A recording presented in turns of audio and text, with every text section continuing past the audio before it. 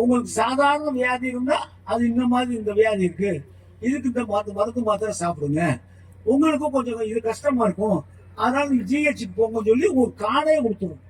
அந்த கார்டுல வந்து பாத்தீங்கன்னா அந்த ஒரு கோடு கொடுத்துரும்.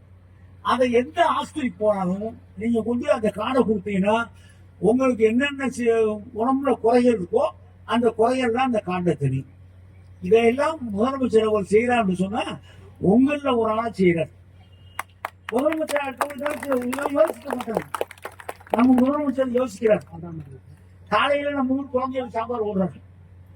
நீங்க காலையில வேலைக்கு போறதுல வேமா இருப்பீங்க, அது 100 நாள் வேலைக்காரங்க வேமா போய் நீங்க அங்க மண்ணு வட்டியோ இல்லையோ எனக்கு தெரியாது. ஆனா நீங்க காலைல வேமா போகணும், பிள்ளைங்க சோறு போட்டு போறாங்க போவீங்க. அவங்களுக்கெல்லாம் அந்த குழந்தைகளுக்கெல்லாம் நம்ம முதலமைச்சர் அவர் காலை உணவு போடுறாரு. உங்களுக்கு 100 நாள் வேலை வந்து எல்லா ஊர்லயும் பார்த்தீங்கன்னா அவங்க பேரூராட்சியில் இல்லை, பேரூராட்சியில் இல்லை இல்லை எல்லாம் வரும். திருப்பி முதலமைச்சர் ஆக்குங்க, தளபதியை திருப்பி முதலமைச்சர் ஆக்குங்க.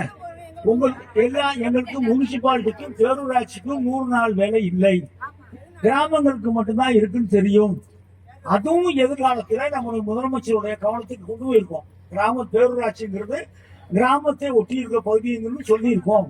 எதிர்காலத்தில் நம்ம முதலமைச்சர் அவர்கள் மீண்டும் முதலமைச்சராக வந்த பிறகு இதையெல்லாம் யோசிக்கக்கூடிய அந்த நேரத்தில் நாங்கள் எடுத்து சொல்வது உங்கள் பிரதிநிதியாக இருந்து எடுத்து சொல்லி உங்களுக்கு வேண்டியதெல்லாம் செய்வோம் என்று சொல்லி